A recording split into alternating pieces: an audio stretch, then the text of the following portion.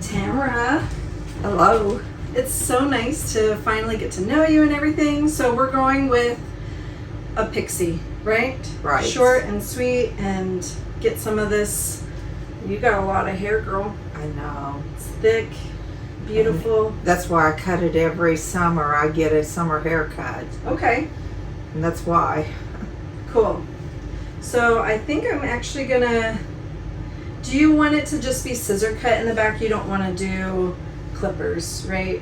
You don't want it to be like skin short, What you like think a is fade. best? Yeah. Not that short. Like scissor cut still? Yeah. Okay. And then cut around the ears and then the Well, fringe. what do you think I should? I'll start with the scissors, and then if it feels like it's still too long, I can go shorter. We Okay. can't put it back on. Okay. Does that sound good? Sounds great. Cool. All right. Well, tell me a little bit about yourself.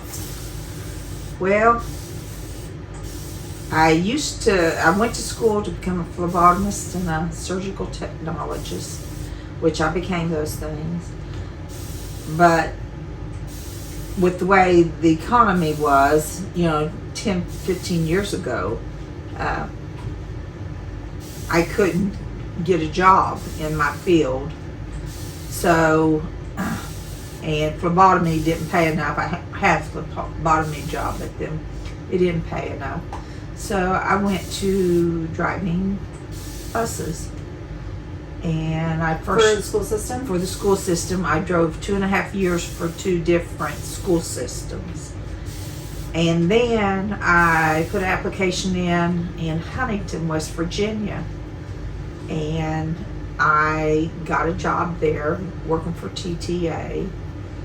And I drove city buses for almost 5 years. But I got sick on the job. And they told me not to bring the bus back in, and I did. And I'm glad I did, because I had a stroke. Oh, wow. And when I come in, I couldn't talk and tell the man, what was wrong with me. So he took my badge right then and let me go. Told me, I was fired, basically, from that job. Well, you couldn't drive for, 6 months after a stroke?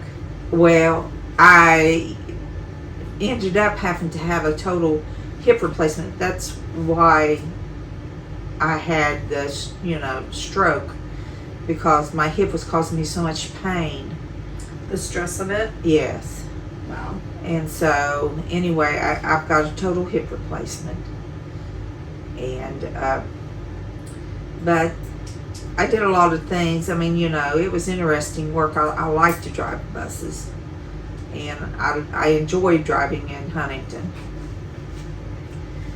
But I didn't even go back and try to, fight him, because I knew once I had a stroke, it would be too dangerous, I felt like, to continue. And so did the Social Security, administration thought I wouldn't be able to drive either. And so that ended my career. But it's still, good that I had that opportunity to do that. How long did you drive buses for? 11.5 years. I drove buses, but the rest of the time, I worked 25 years. I worked some as, like I said, a phlebotomist, and some, I did my clinicals and stuff, through the hospitals and stuff. And went to school 2 years to become a surgical technologist. And that was a really downward spiral, because I made top in my class, and graduated with honor. But I couldn't get a job. Wow. But I also was 54 years old, and that probably... So was that like a second career then? Yes. Okay. I had worked for years at minimum wage, in department stores and stuff like that, gas stations. I held 2 or 3 jobs at a time just to make enough money, you know, for my kids, because my husband left me when they were, well, James was 11 years old, and I still had 3 kids at home, you know, so. How long were you married before then? 26 years. Wow. That's really hard. Yes. So you have James and Tabitha Yes, and Whitney. and Whitney. And I haven't met Matthew. her. You haven't met Matthew either. Okay. So you had 4 little kids at home, Right. and then your husband of 26 years left you. Yeah, for another woman who had 2 children. Wow. And we about starved to death because he was giving all his money to her and paying her bills and letting ours go, you know. And it was a tough time. And at that time I didn't have no education. I just minimum wage, you know. I had been a stay-at-home mother up until that point. So you were kind of forced into another career, not really by choice. That's right. My attorney and his attorney both looked at me and said, "You're going to have to get a job." And you know, he was an engineer on the railroad, and I felt like that he should have. Provided more. Yes. Wow. And it was tough times, you know, with trying to keep the kids all fed and clothed. And I look at all these single women, you know, raising their children, and I just thank God I got mine raised, you know, as well as we did, you know. Yeah, they're great. I mean, Tabitha's so nice to talk to, and James seems very helpful. Tabitha is an administrator, and she just passed her administrator's license to be over a nursing home. Mm-hmm. And she's took an interview for one, I think she said in Pikeville, a job over a rest home. And Whitney works Cold Grove. Whitney is already an administrator, and she works at Cold Grove running that nursing home. So yeah, both my girls have gone about as far up the ladder, you know, as possible. But it was hard for them, you know. I'm proud of them. I bet you are, because I know from my husband's growing up having a single mom raise him, like I have heard the stories firsthand of the struggles, and there was only 2 of them and you had 4, so that's like double how intense like you had to work to provide for them. And my mom is a medical technologist. Yeah. She's retired now, but that field is very demanding. Oh yeah. So how did you have to rely on like different systems to help you? At that time, no. I made $5 too much to get food stamps. And I just couldn't believe it. Me with 4 children make, you know, $5 too much to get food stamps, so I couldn't get no help like that for the kids, or no medical cards or anything. Wow. I had to keep So it was just insurance on them. Yeah, I had to keep insurance on them until they were 26 years old. As long as they stayed in college, you know, I had to keep insurance on them. And then he did keep insurance on some of the kids too, so we had dual insurance, you know. I kept it on them, and he started keeping it on them too, so that they could get their college and everything, you know. It was... Did all 4 of your kids go to college? 3 of them did. Tab, it has a bachelor's, and Whitney has a bachelor's. Matthew is an engineer on the railroad and has been since he was 19 years old. Oh wow, that's awesome. So I mean, he's going to retire in the next 5 or 6 years. He's been on there so long already, over 20 years. But he went 2 years to UK and then asked me if he could drop out to be an engineer on the railroad, and I told him, yeah, if that's what he wanted to do, and that's what he did. And he has a passion for that, it seems like. Yes, he's does that, but he is one of the most wonderful woodworkers you ever seen. He's a carpenter, and I mean, he makes kitchen cabinets for people, wood kitchen cabinets and stuff. Oh, cool. And is he going to be here at all, or is he? I doubt it. He Okay. works all the time. My husband just got into woodworking, so. Yeah, he can builds houses and barns and does concrete work. He learned to do concrete work, and he's got like his own business besides working on the railroad. I love someone that, comes from hardship, that can use their skills and creativity to create something amazing like that. Oh yeah. It just shows like God's hand in everything, and how, through dedication and perseverance you can come out on top. Now, if your husband wants to get into cabinet making, I think his last set of cabinets he got $56,000 for. The homemade cabinets. Oh wow, yeah.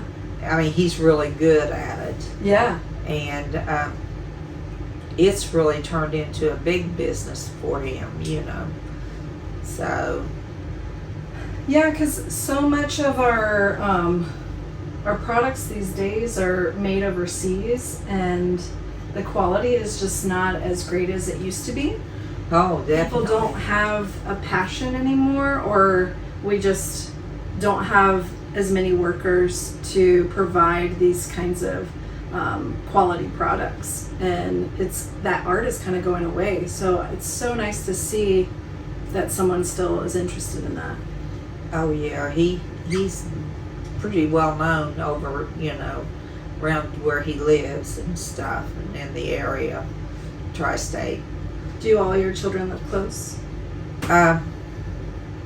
Yeah, about 15 minutes from me, except for Whitney, and she's about 45 minutes away from me. Okay. Because she lives and works in Coal Grove, Ohio. And, of course, Tabitha works in Franklin Furnace in Portsmouth, and she travels. She's a district manager also, over the regional district manager over the rest home that she works for right now. So my girls make good money. It probably makes you feel proud that even though you struggled, they don't have to struggle as much because you did that for them. Oh Lord, yeah. They both make over $100,000 a year in their job field. So I think Whitney makes $130 and Tab's making about $120. Well, it sounds like they had a good mama to support them. We went through, studied, a lot of prayers went up for them girls as they were getting their license and stuff. It was. What were some of the hardest struggles during that time when you were a single mom? I think it was always worrying that I'd have enough money to keep groceries in the house. Excuse me. And to keep the insurance going was a big thing. Keep shoes on their feet, because they were boys. And I mean, they wear 13 and 14 now in men's shoes. And I mean, it was just like every month I had to buy new shoes for them. And you were like, can your feet stop growing now? My wallet can't afford it. Even back then, they were like $79 for a good leather shoe, tennis shoe. Yeah. And it was hard because one would want, need them, and the other one want them, I usually had to get them about the same, same time. And I understand how that goes, because at a young age, they all want what the other one has. Yeah.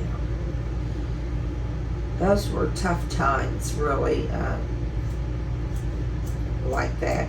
Now, their dad left me the house. I had bought a house in South Shore, and I had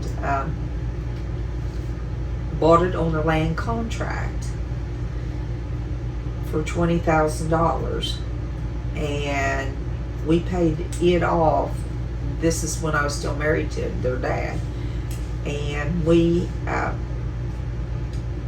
$33,000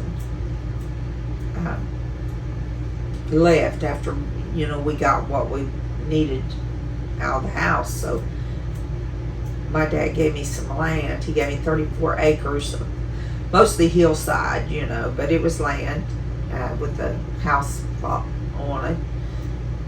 And we sold that house in South Shore and built the house that James lives in now. So that way he, kids would have always a place to live. And now James lives in it. I signed it over to my 4 children when I had my stroke. I was worried at that time that they thought I was going to die. So Right, and you couldn't speak, and yeah. How long did it take for you to get your voice back? It came really fast for me. I was lucky about that, but I've got permanent loss of memory. Mm-hmm. Is it more short term or long term? Short term. Okay. Like you could tell me something this morning and I probably will forget by this evening. Did you forget about this haircut? No, the girls kept saying, Mom, you go get your haircut. Mom, go get your haircut. I'm so glad you wanted to do that. I feel honored, actually, because today's my birthday, and so Happy birthday. Thank you. I'm just grateful that I get to do what I love on my day. Right. So, where did you grow up? I grew up on Schultz Road on 784 South Shore, Kentucky, on a farm. Mom and Dad had a farm. They had 66 acres, and at that time, and big fields and stuff. I really was privileged, I felt, because my grandmother owned a grocery store, and we had horse, and I would get up early, like 8 o'clock in the morning in the summertime, and ride my horse down to Grandma's store and set him up on the hitching post, and then I'd go in and help her mark the food and groceries and do stuff, with her. And she was such a lovely lady. She was a saint. She really was. She would tell you, she'd say, oh, get your pop, a candy bar, get you a sandwich, or she sewed sandwiches there and stuff. And she was always so good to give us anything we wanted like that. And I wished I could have had that for my children, but it didn't turn out that way, Farm life is kind of a hard life. It's a lot of work. Did you work on the farm? Absolutely, we did. Dad and Grandpa both had corn in the fields and soybeans, and we would go in, and he had a corn picker, and we would pick over it by hand, first go by hand, and then he'd run the machine over it. And because he had to grind his own corn for the horses, he had some horses, and he had about 50 head of Black Angus cows, and they were really good breed, he had a lot of money tied up in them. And back then, that was a big thing, if you had cattle, and they had chickens and everything. Was it a multi-generational farm, or like did they inherit that farm? Him and her went to Michigan, and they were working. He was working in a steel mill in Michigan when they were young, and she was working in a shoelace factory in Michigan, and they were up there during the time of the Depression, and they decided they was going to come back home. So they had a brand new Model T Ford pickup truck, and it was paid for. Him and her had paid for it and worked and paid for it. And they came back, and it was during the Depression, and they sold their pickup truck for a piece of land that had a little old house on it, not fancy or nothing, just a couple bedroom house, and they took that and turned it into a big farm, because he had like 200 some acres that he had bought, but with that Model T Ford truck. Isn't that amazing that they could do that back then? But you got to think about it. Those trucks probably were maybe $3,000 at the most, and think about what they are now. I mean, right. And then Grandma always worked. She worked clear up until she went blind, and then she worked a little bit after that, but she fell and cut her hand real bad, and she was legally blind, so she closed her store up. But she had a store, and he drove a truck for Midland Grocery when they came back, so they were a little bit well off more than, say, most families at that time. Well, it sounds like they worked really hard to get to that point. Yes, they did. And Grandma, I say she's a saint, because she told me, she said after she got blind, she said, go over there and get that box off the top shelf in the store. And she was getting, closing up the store. And I said, what is it, Grandma? And she says, those are all the bills that people owe me money for food and groceries and stuff. She said, I gave them food on time, and I charged it to them, but Grandma would never ask anyone to pay. Mm-hmm. And they hadn't paid, they couldn't afford to pay, I'm going to say that. And she had a big square box, and it was plumb full to the top of little bills where, about that wide. They had books, and would have people's names that what they had borrowed, or what they had gotten out of the store. And I can honestly say she kept a lot of people from starving to death. That gave me chills. That's beautiful. Yeah, she really did. And she told me, she said, now take that box, and she had an old potbelly stove, and she said, now build up the fire with that kindling, and she said, you pour that box of bills into that stove. And I did. I burned them. She burned every one of the receipts. That's really beautiful. She didn't care whether you were black or white.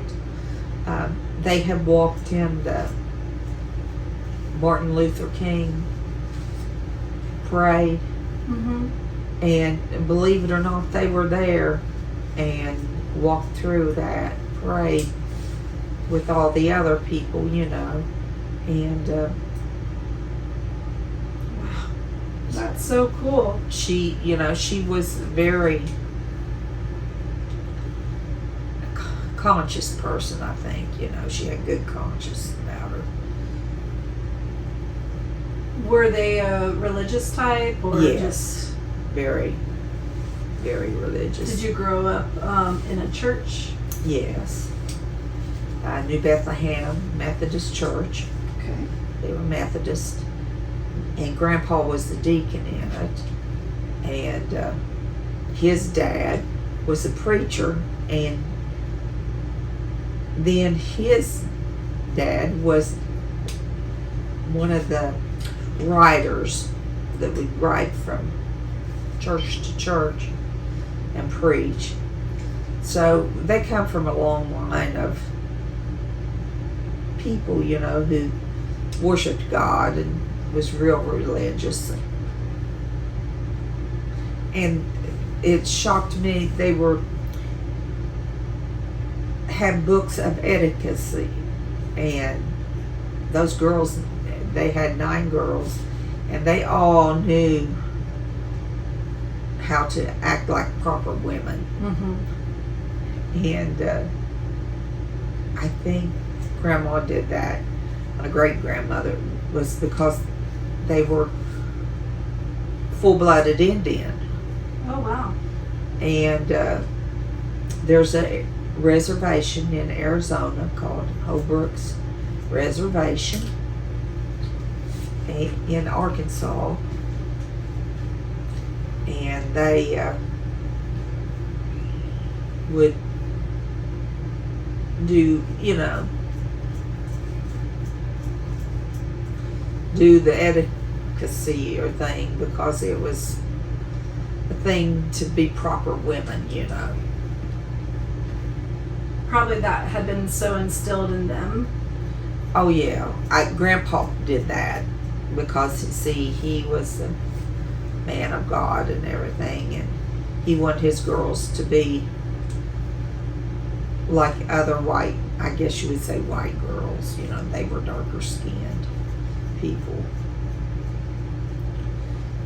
But I got my white hair and stuff from my other grandmother. They were Irish and Welsh, and blonde hair and blue eyes come from them. But now my grandmothers all had dark eyes, almost black eyes, I call them.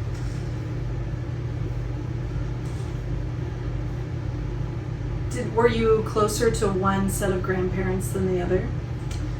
No, both my grandparents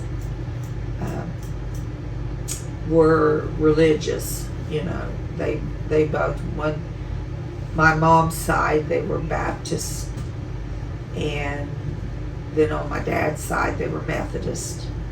So Baptist and Methodists are a whole lot alike. Okay.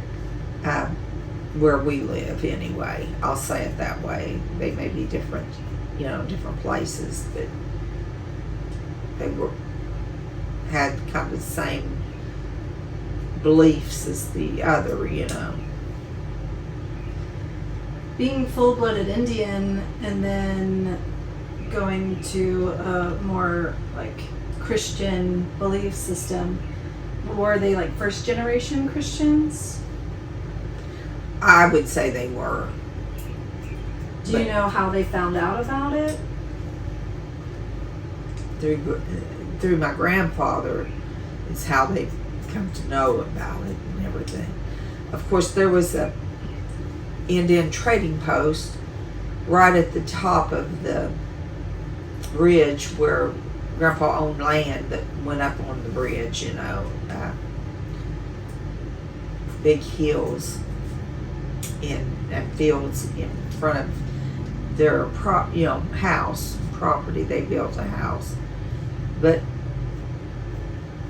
they would run and hide, and Grandma told me that it had a hidden staircase in the house, so the kids could, when Indians were around,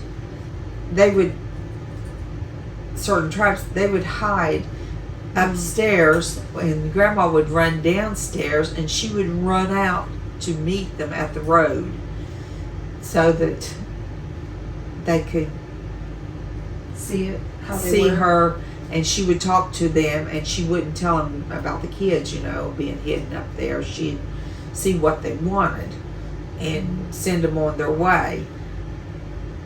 But I guess there was some that was not as friendly as others. The Crow, they weren't very friendly compared to the Cherokee at the time.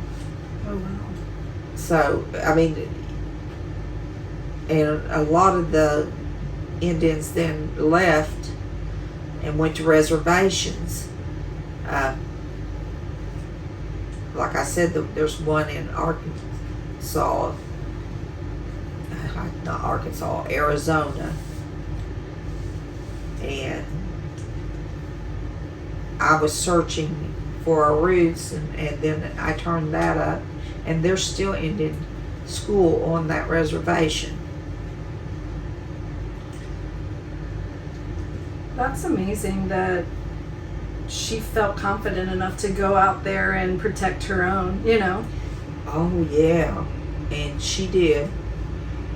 And they, like I said, my grandmother, she talked about it, how great grandma would go hide them, But we think of it being a long, long time ago, but it really wasn't that long ago when all this was going on, Right. A couple 100 years ago. So What I noticed from your story is that the community was so much greater. They really cared about the people in their town. yeah, They really cared about each other. And just the story of her, asking you to put in the fire, all those receipts kind of shows like it's not about the money, it's about the people. that's true. And I love that so much. And I want us to get back to that. She did a lot of charity works. If somebody, needed clothes, she had clothes. She never threw nothing away. She's almost a hoarder, Grandma was. She wasn't, she just kept things upstairs for people. And so she kept all of us in with gloves. Every Christmas we all got scarves and hats and gloves from Grandma, and I remember that vividly. She'd get us a little fancy pair, and then she would go and get us the little red jersey gloves. I don't know if you remember them or not, but we always had a little red pair of jersey gloves. She would order them and have them for us. So when the snow fell, she'd give us our gloves and our hats and things.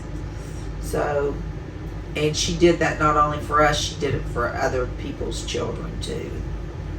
That's so cool. Because one lady that lived just right up above her, she had 12 children. So she would keep them pretty well clothed and kept food on the table, Kept cans of soup. She had just can after cans of soup and stuff like that.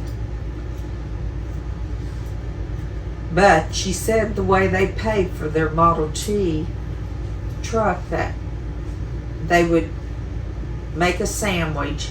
She would make a sandwich for him and her and cut it in half and send half with him, Grandpa, to work, and she had the other half for So sacrifice.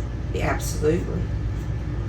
I think that is a very good lesson that we all could learn from, right?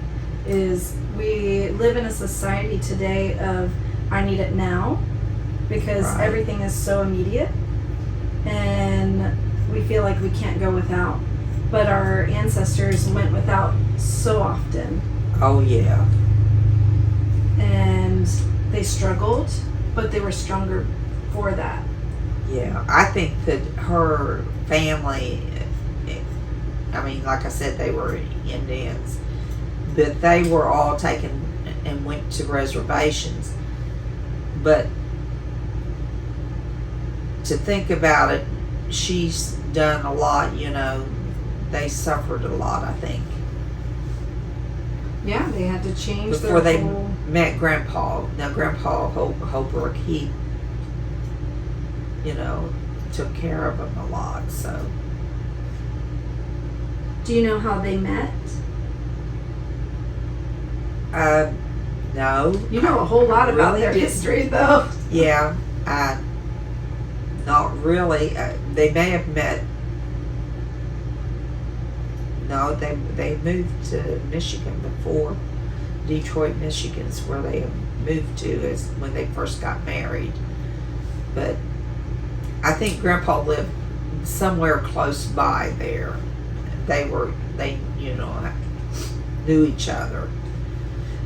But she would talk about how they would have to have an escort when they went out. So Because of being Native, or well, just being female? that was the proper thing to do. Yeah. And it I hate to say it, white and dark skin, but he wanted them to be as much like the whiter skinned people, I guess. I don't know, more like what he was. Well, during that time, there was so much unknown about the Native people, and the white people, as we would say, were definitely trying to change the culture, and it was either you adapted to that culture or you were against it. And unfortunately that happened, but it seems like your grandmother adapted really well to her environment, and she thrived as a hardworking and very compassionate person. Yes, and her sisters were the same way. They died. Her two sisters, younger sisters, they worked clear up until they couldn't work no more. And when they died, they had over $100,000 in the bank, both of them. Oh, wow. They really raked and scraped, I guess is what you would say.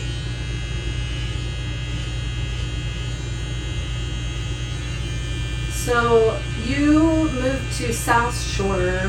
When did you move there? I was raised on Schultz Creek, South Shore. Okay. So, And how is it different now than when you were raised? oh, it's a lot different. It was safe back then, you know, like you could walk down the road or ride your bikes as children and nobody would bother you. The children would just go and play and no one would ever bother you. So now in the same area you can't do that Why is that? because of, I will say, bad young men. What kind of crime would you say is the biggest in South Shore? Well, my boys, when I lived in South Shore for about 4 years when I bought that house on land contract, and there was children that come up missing from the parks. And that was scary for me, you know. And actually my youngest son, James, him and Tabitha, she was like 16 and she had went to the mailbox with him and he liked to get the mail, and when she got to the mailbox and was coming back, there was a man pulled over and he opened the back door of his car and he started shoving James into the car. And I was sitting on the front porch on a picnic table, and I heard James scream and Tab scream, and I looked up and went to the end of the porch, and there I saw him trying to shove Tabitha and James into the back seat of his car. And of course, James' hair was snow white. He was cotton top, and it was white as snow, and it scared me to death. And I found out, I hopped in my car. I had my keys, and I hopped in my car, and I followed the man to his house. And he just lived down the street from us, or that's where he was staying. And I got his driver's license plate, and I called it in, and they put me through to the FBI, and they said they would check it out. And it wasn't 2 hours later, the FBI was calling me saying, watch your kids, don't let them out of the fence, keep them in the yard, because this man owns a car dealership. And said that's one of his car dealership tags that you have.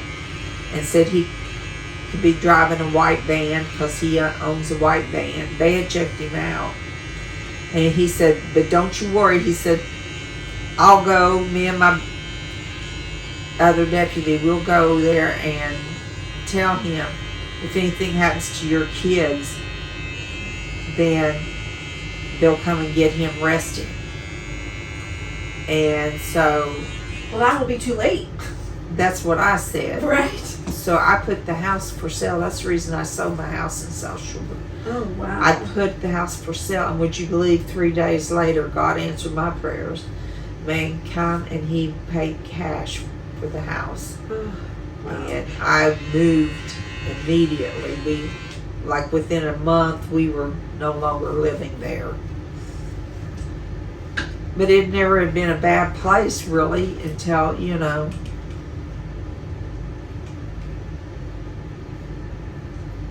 That is my worst nightmare, right? Right. I know that's every mom's worst nightmare. Did he ever have any priors? I guess they couldn't really arrest him if he didn't. Evidently he didn't have. Oh, wow. But they said his son lived with him, and that he was a little strange too. And so I didn't know what to think myself. Right. How scary. That's why I keep such an eye on the baby over here, and they don't understand. I went through it when I was young, and it scared me to death whenever I saw that man trying to shove the kids into the car and everything. When you were young, like being a mom, or? Yeah. Yeah. I know. I am like that all the time with my girls too. We try to let them have their space and do, have independence and take risks. And, I remember growing up going to the creek with my older siblings and having that independence. And I think it's so important. And I think a lot of parents nowadays are so fearful that they don't let them have that space and have that opportunity to create risk. And that is so important for kids. And at the same time, I understand. I understand why. Because the world is just getting less and less about humanity. Like going back to what your, grandmother did with her community. And we're having less of that community. But here at this RV park, you guys come here every year and spend, a season here. Lots of people do that, and you've created such a beautiful community here. Everybody knows everyone, and it just seems so sweet and not common. Yeah, it's real good here.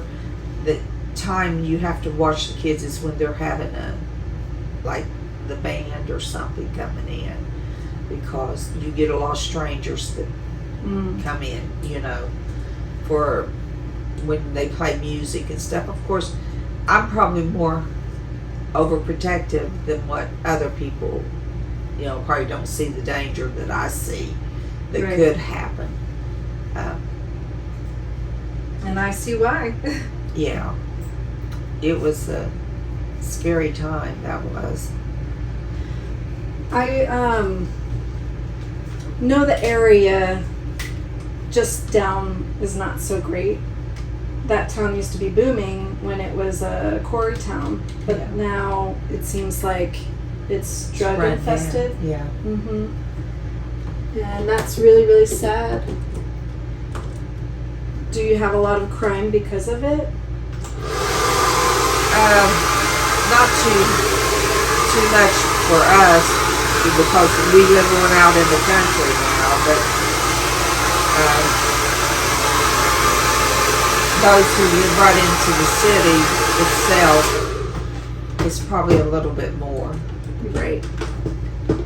I know Portsmouth, they were saying, I thought it looked very gentrified. We went up to the grocery store and it was beautiful with the murals and everything, but they said that that's where the drugs and the rehab centers are. It is. And see, they brought that in to South Shore too. There's a big drug rehab. Well, there's 2 facilities actually now in South Shore. It's that bad. The drugs are really bad. Do you feel like the rehab centers are actually helping? Some ways I think it does, in some ways it doesn't.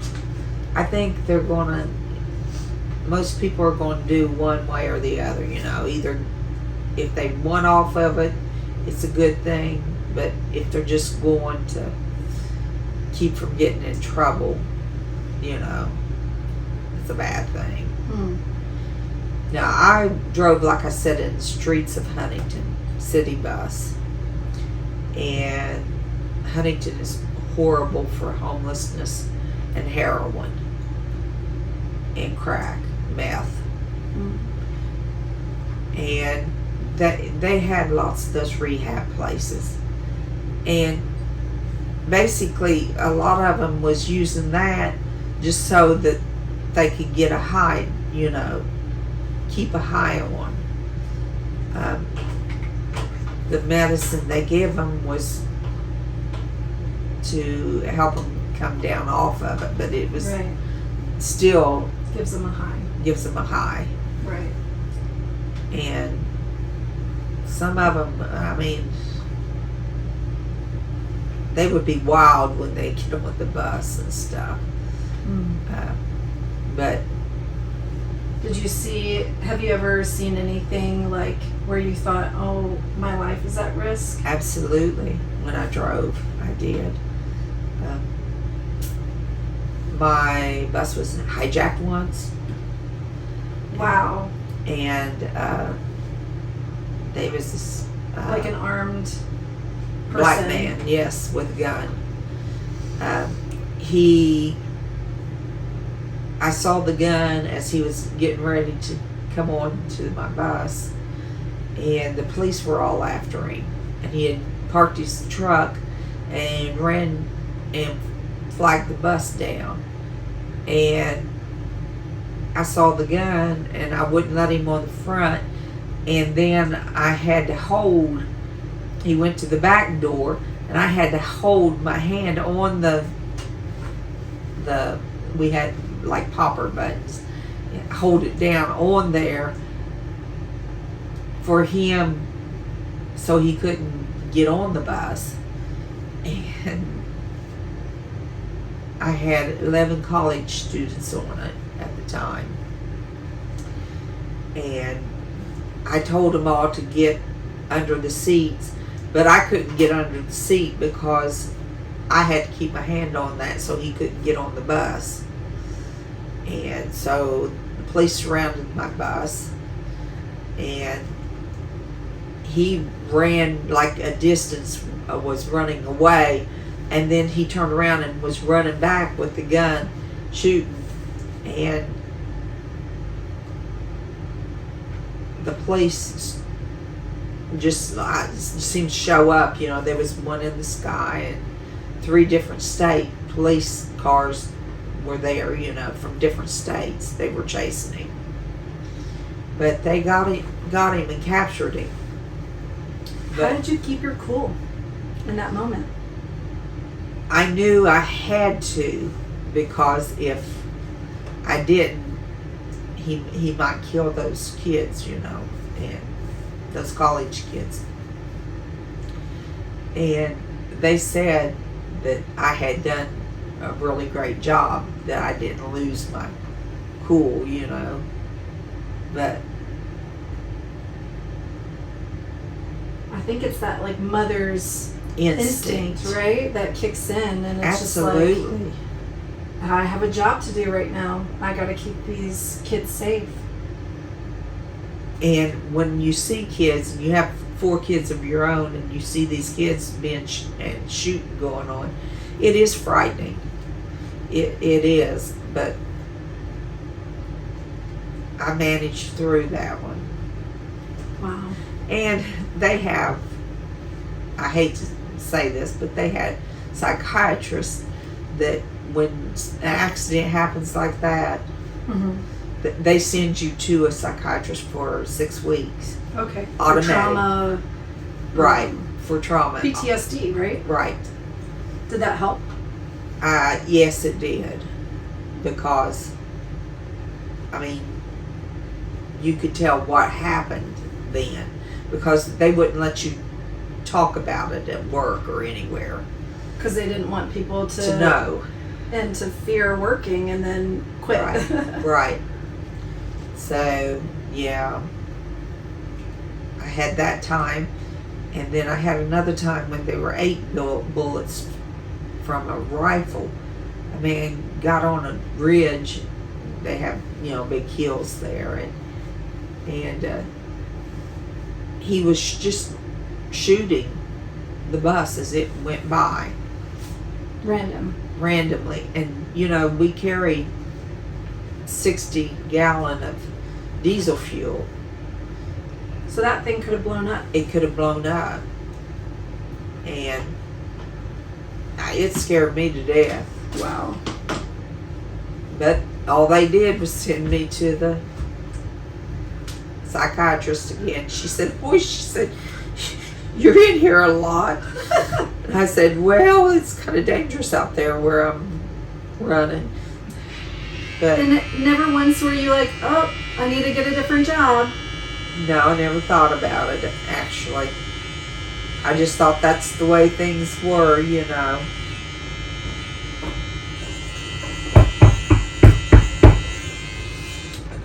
Here come my children. They're Sorry. they're fine. Lord, they're fine.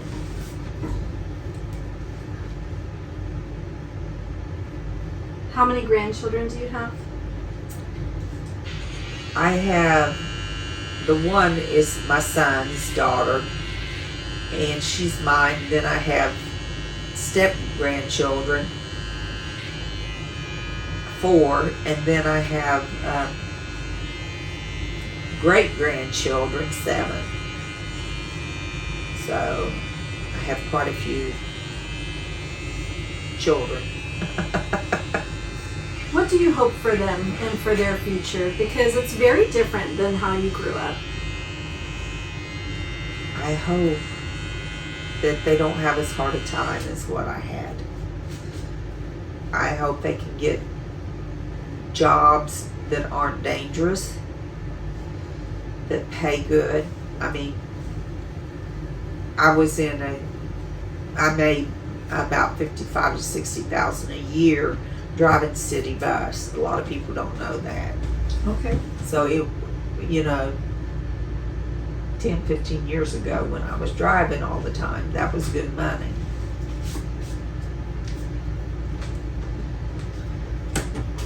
But it came at a cost. I mean, you almost lost your life a couple of times. Oh, absolutely. And people probably didn't realize that either. No. Right? People don't think that. I had one black man had gotten out of prison.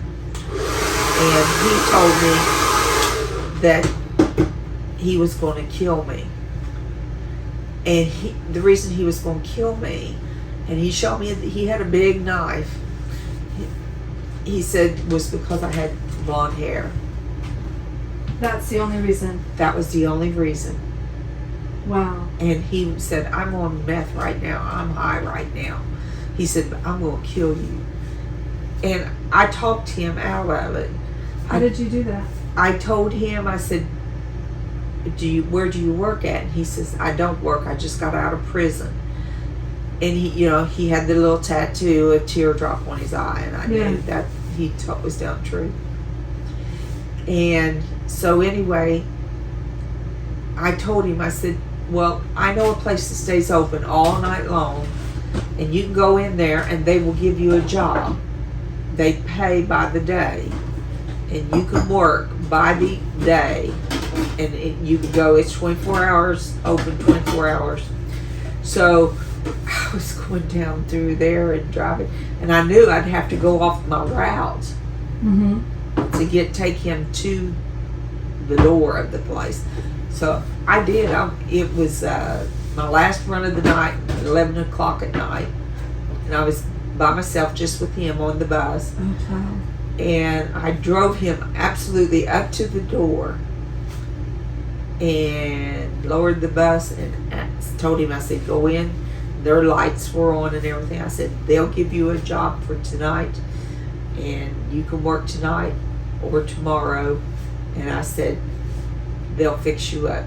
And so then whenever I got back to the bus station and everything, I called them to see if they had given him a job, and they had given him a job.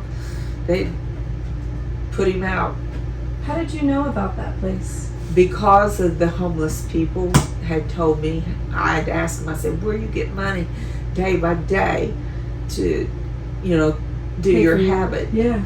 And they told me this place. And it was like Big Lots was on one side and then this place was on the other. Just a little hole in the wall. But it had lights on, and they gave people jobs, like that, so they could make them money to get them something to eat and help them get a place to stay. And it just kind of came to you in that moment. Yes, and I wrote it down. I told him, write it down. I said, you write down everything I tell you. I gave him pencil and paper, and I told him, I said, you write down everything I tell you. I said, you'll have work more than you can stand. And I told him every place, because they would put big help wanted signs out in our stops. And I knew the places that were hiring. And I told him all these different places that were hiring people. I said, you keep going to those places, I said, and you'll get a job. Wow. So he never come back, thank God. But it scared me. I colored my hair dark. After that? After that, my hair was about the color of yours until I was no longer, working for them anymore. Wow. God has spared you so many times, girl. You have a purpose, for sure. I don't know why, but he has been good to me.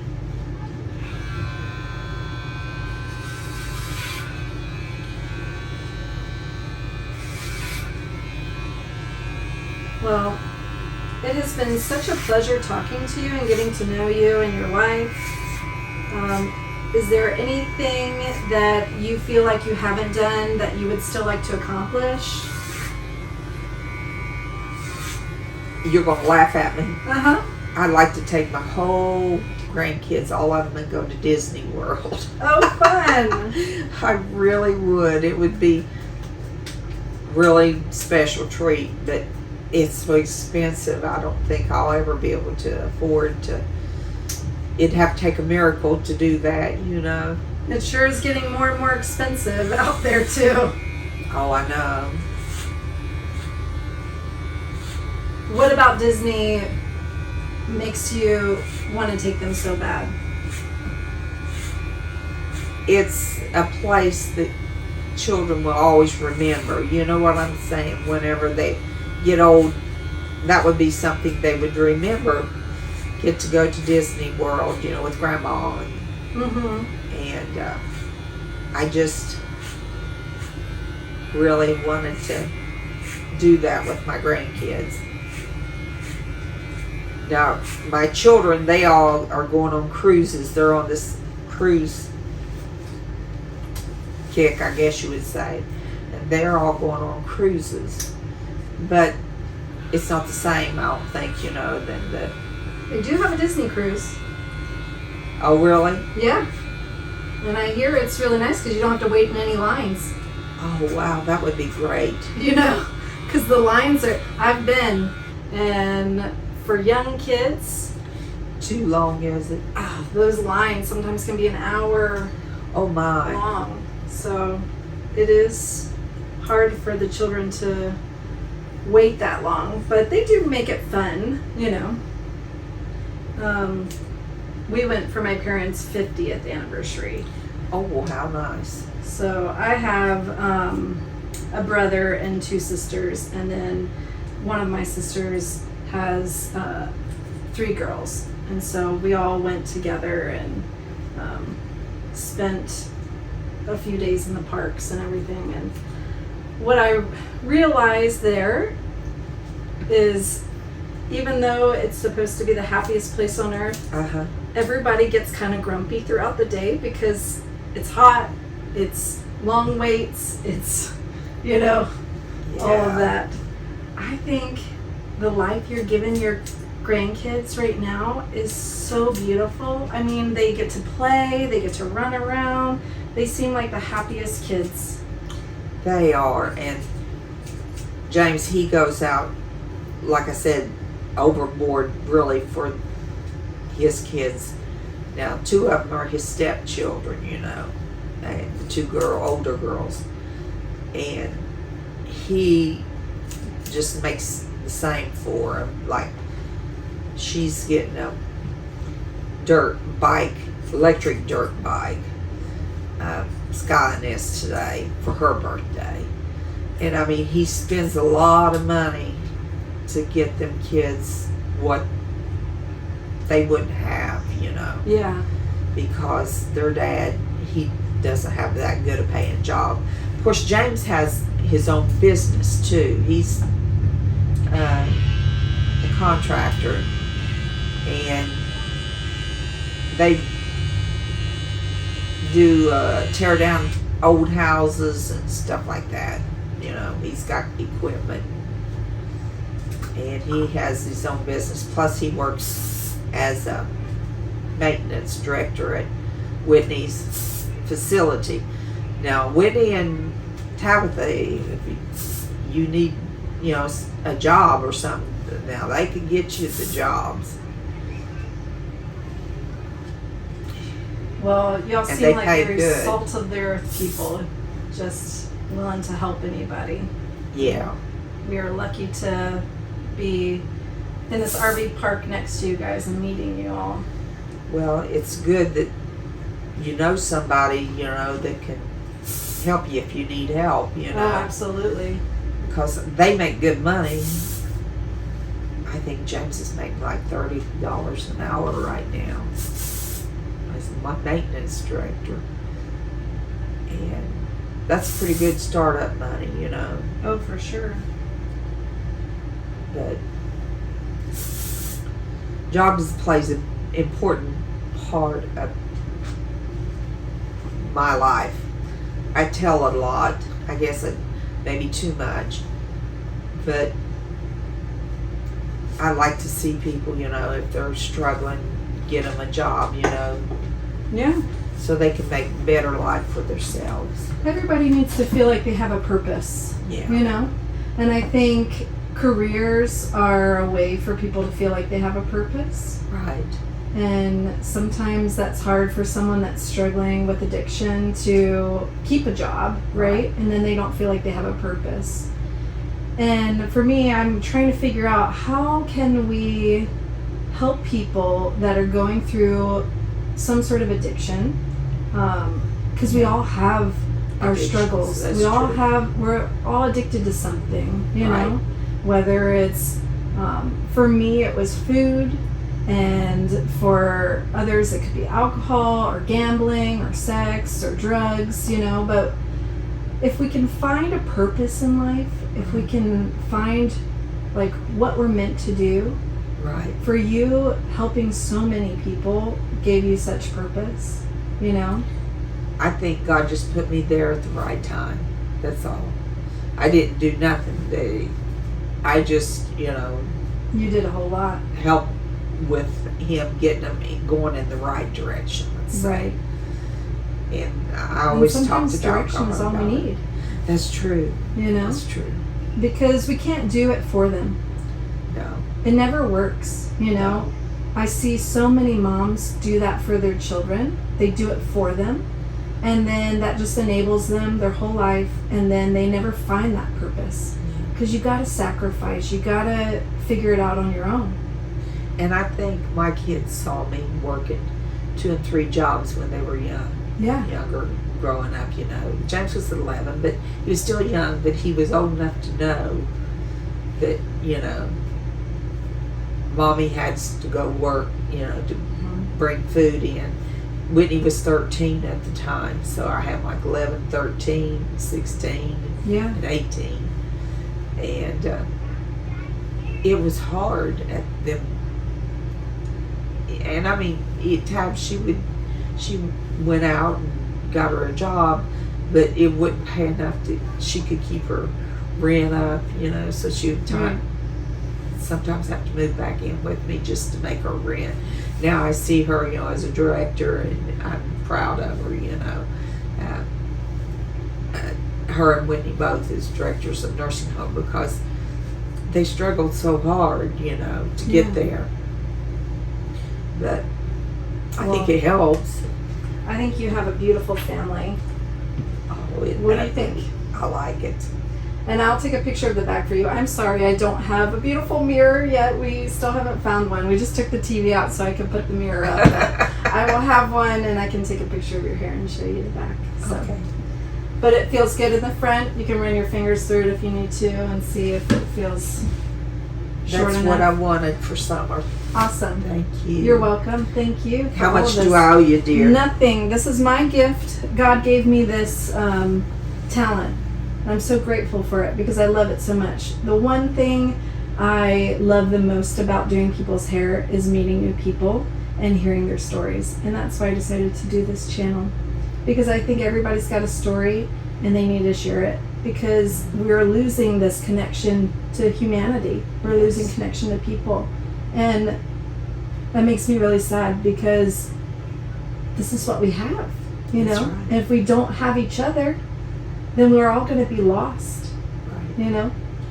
And that's the way you have to, God has led you to channel in onto all that's going on in the world. And you really learn a lot when you sit and listen to what's Instead going of turning on the TV and seeing all the terrible things that people are doing, we could actually just go talk to our neighbor and see all the beautiful things that our neighbors are doing. Oh, that's true. Because it's so easy to focus on the negative, but there's so much positive out there, I agree. And I feel like we need to band together and create a community, and this is the best way I can do that, That's right. So Use what you got, don't you? yeah, God gives all of us gifts, and they're not for us, they're for others. Yeah. And for a long time I've made money off of my gift, and I feel like now it's my mission to kind of give back to my community and try to reestablish something greater than what we have today. So It makes a difference, doesn't it? I hope so. It does. We It does. need it too, because we are losing something so great. So Yes.